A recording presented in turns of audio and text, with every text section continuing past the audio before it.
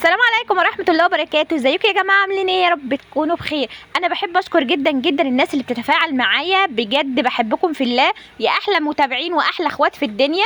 بجد بتفرحوني من قلبي لما بتحطوا لي لايك وبتشتركوا معايا في القناة. النهارده هنعمل بيتزا من غير لا عجن ولا فرد ولا تخمير ولا اي حاجة، مكوناتها سحرية. انا معايا شوية جبنة مبشورة، معايا شوية لانشون، معايا قرن فلفل حامي متقطع، ومعايا قرن فلفل احمر متقطع، ومعايا بيضه واحده هخفقها بشويه ملح وفلفل زي ما انتم شايفين. والمكون اللي معانا الاساسي سحري بجد، بمعنى كلمه سحري، هو العيش التورتيلا. هخفق بقى كل البيضه كده زي ما انتم شايفين، وهنزل معاها عليها المكونات بتاعتي اهوت. عايزه تحطي اي حشوه عندك حطيها، ده اختياري.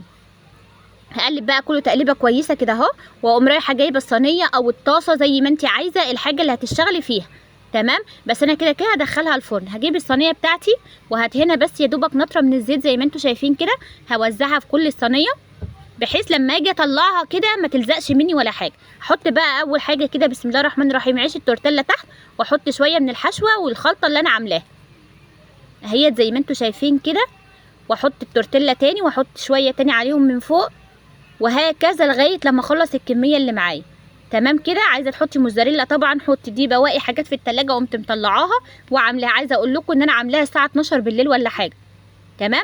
لما الجوع بيطلب بقى كده بيخليكي ايه، تدخلي كده وتدوري على اي حاجه في التلاجة وتطلعيها وتعملي بيها اي افتكاسه. بس بجد الافتكاسه دي طلعت تحفه. كده يا جماعه انا خلصت اهو زي ما انتم شايفين. ماشي، ده شكلها بعد ما خلصت اهيت ما شاء الله، بعد ما رصيت كل الطبقات فوق بعضها. هدخلها بقى في الفرن على درجه حراره 180، ما عادتش 10 دقايق بس، انا فاتحه الشوايه والفرن مع بعض. وخلي بالك منها لان العيش التورتيلا بيتحمص بسرعه. وده شكلها بعد ما خرجت. اشيلها بقى من الصينيه كده واحطها على طبق التقديم بالسكينه بتاعتك بقى كده، وقطعيها الى 8 قطع كده. بجد طعمها تحفه. هوريكم قد ايه مورقه، والشكل واضح يعني اكنك بتاكلي فطيره شرقي، فاهمه قصدي؟ مثلا كريب من بره، حاجه تحفه بجد. ومقاديرها سهله وبسيطه، موجوده في كل بيت. اوريكم بقى حته كده، بصوا مرقه قد ايه، بصوا الجمال.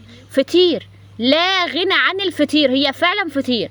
كده يا جماعه الفيديو خلص معانا. اتمنى من كل قلبي ان تكون الوصفه عجبتكم، وتحطوا لي اللايك والاشتراك في القناه عشان يوصل لكم ان شاء الله كل جديد. وايه رايكم في البيتزا الجباره بتاعتنا؟